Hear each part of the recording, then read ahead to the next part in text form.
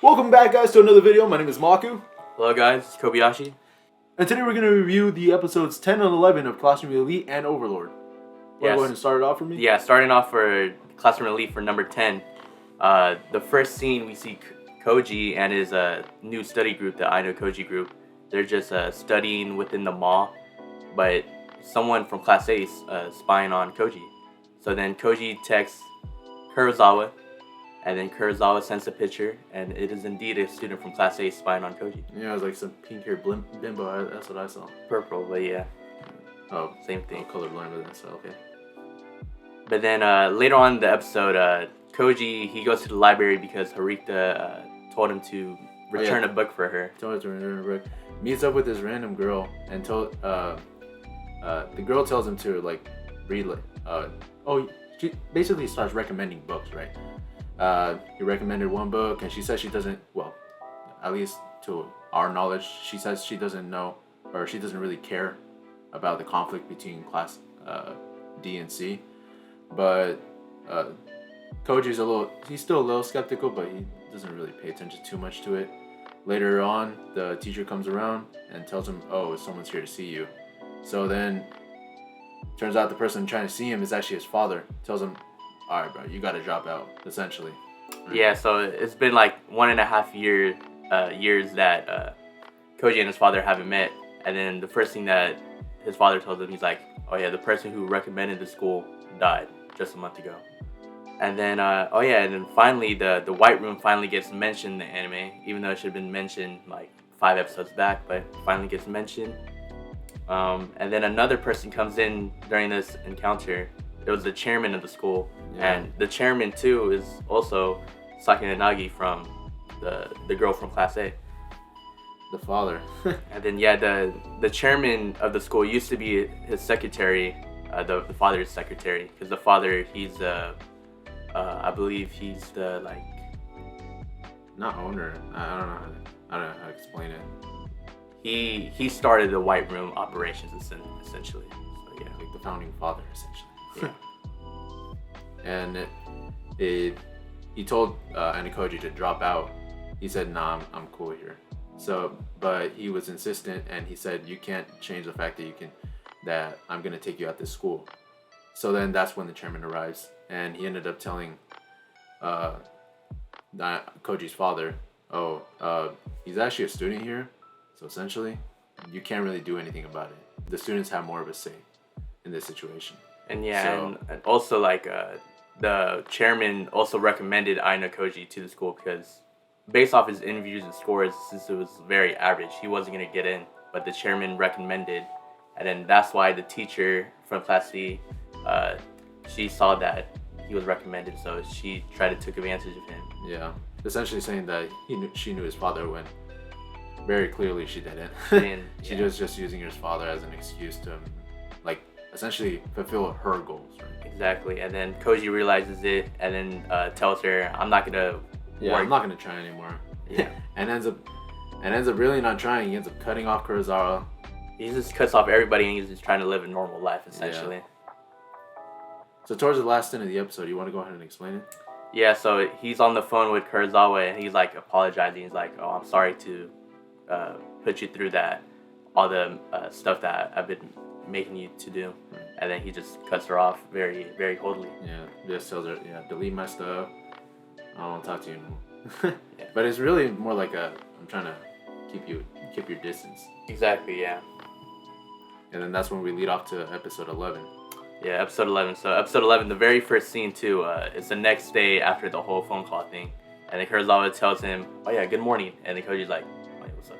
Yeah. And very coldly. Yeah. And then the next scene, Ruin, he enters the classroom, and then the whole class is on edge. And then Pseudo is like, "What are you doing here?"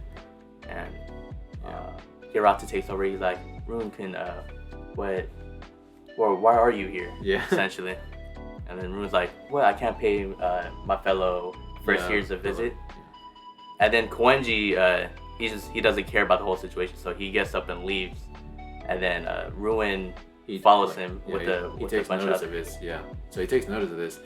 But Koenji, knowing Koenji at least at this stage, he really is not. It's not so much that he doesn't like Koenji or what's it called, Ruin. It's more so the fact that he just doesn't like being around his classmates or around conflict during this time, as far as we know. Yeah, no, he's just he only cares about himself essentially. So just like he doesn't care about other people's problems or drama. Yeah. So, but Ruin didn't think of it that way. At least at this moment, and he said, "Oh, let me talk to you about something." He said, and he just said, "Nah, I actually got a date real quick. We could hold this off for later." Yeah. Then he starts doing like it was like a weird scene with the mirror and stuff. Yeah. He had. You know how much he said? You know how much this mirror cost? Because he ended up breaking it, right? Ruin ends up breaking the mirror. But Ruin just wanted to know who the mastermind of the... Yeah, Ruin's just asking Koenji if he's the mastermind. Koenji says, "Nah, I have a date. I don't have any time to play with your questions or games." Yeah, but then eventually he ended up breaking it down to him. He said, "Listen, I don't give a fuck about this class.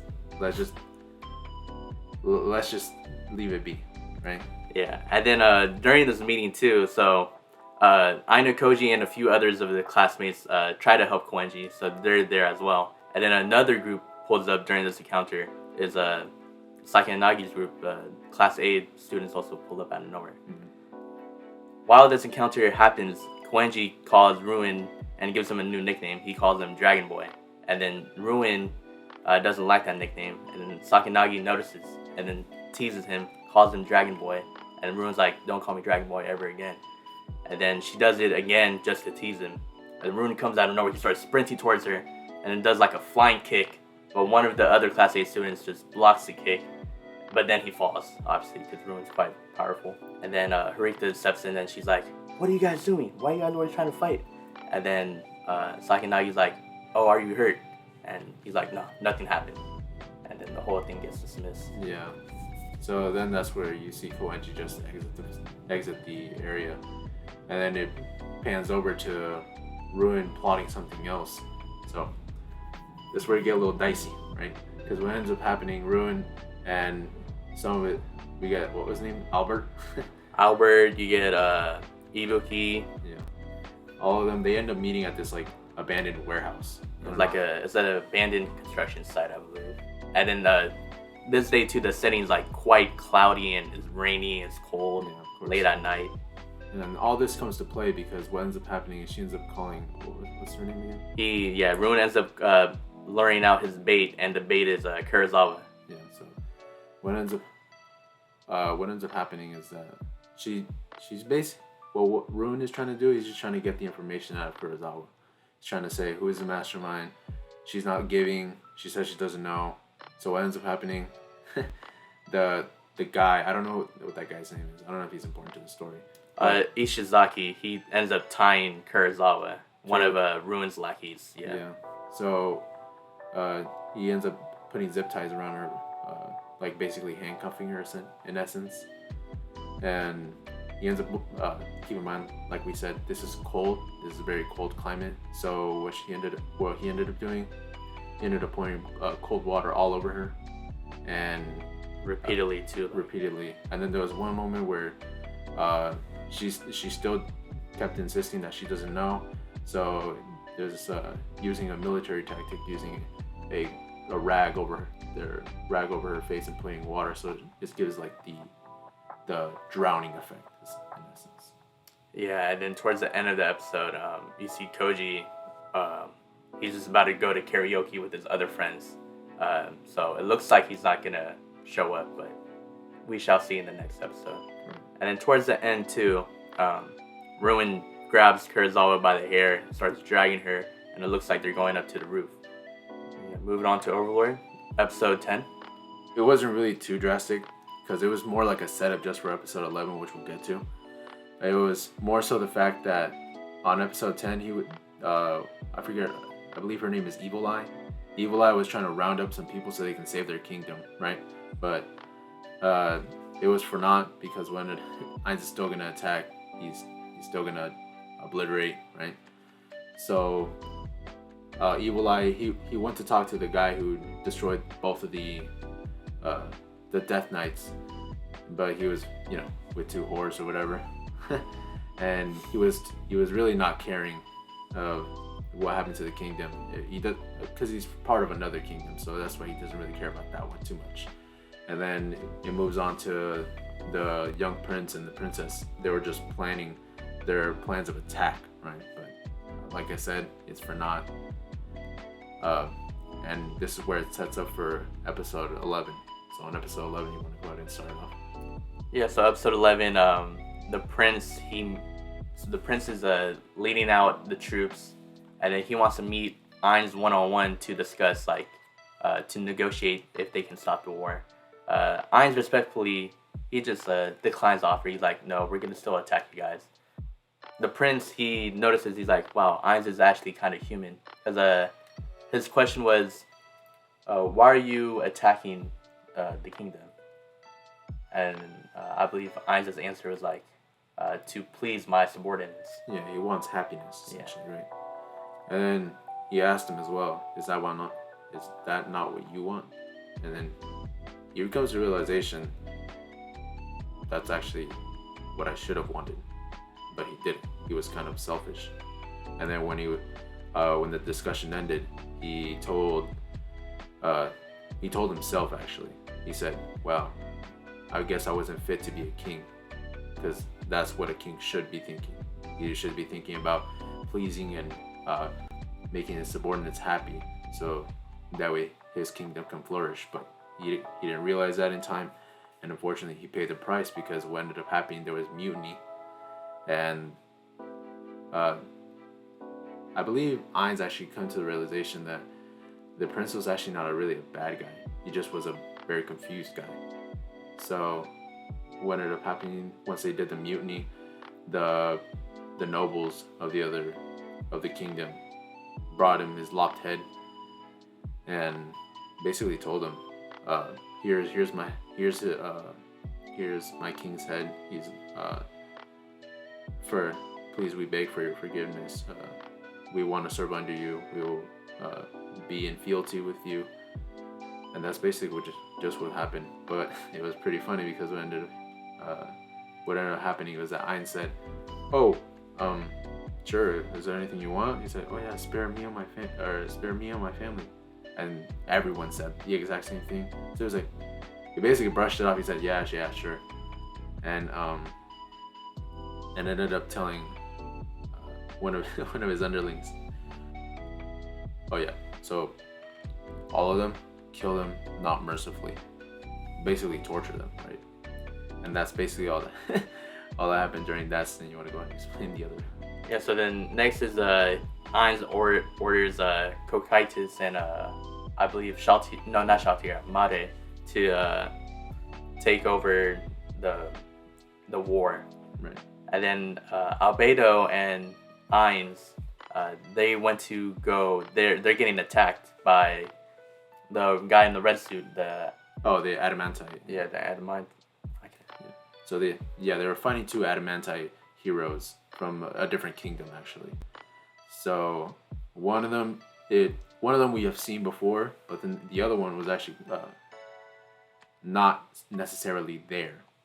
If you want to go and explain. Yeah, so he was controlled by a dragon from another kingdom, but the fighter was quite actually strong, and he was using he was level 90, I believe. That's what Ainz said. So the fighter thinks that he has Ainz by the throat, but Ainz is kind of holding back. In fact, we'll get to who he was actually fighting in a minute. Yeah, because during the fight, Ainz was low-key losing, and then while I was watching this, I'm like, why is Ainz this weak? Yeah, this makes no sense. And then at one point too, he started begging for his forgiveness, or No, he was more necessarily begging. He was begging him to please, I don't want to kill you. I actually want you to join. Please, please join us. But there was a doppelganger of Albedo. So that pulls up. He ends up in essence saving, quote unquote, Ainz O'Gon, and he ends up making them both retreat. So it pans to the guy in the red suit and the dragon from the other kingdom, both talking, saying that oh, I think I can actually beat him. There's a chance. But as you guys may know, in the last stint of episode 11, there was a doppelganger. It wasn't actually Ain's. It was actually his creation, right? So, and we should have known that from the beginning, right? Because as we see, Ain's actually changes his robe. He no longer wears that robe, but he demonstrated once again he has brilliance. And as always, during these videos, please let us know in the comments down below if there's any anime you would like us to talk about. And as always, my name is Maku. Kobayashi. And thank you.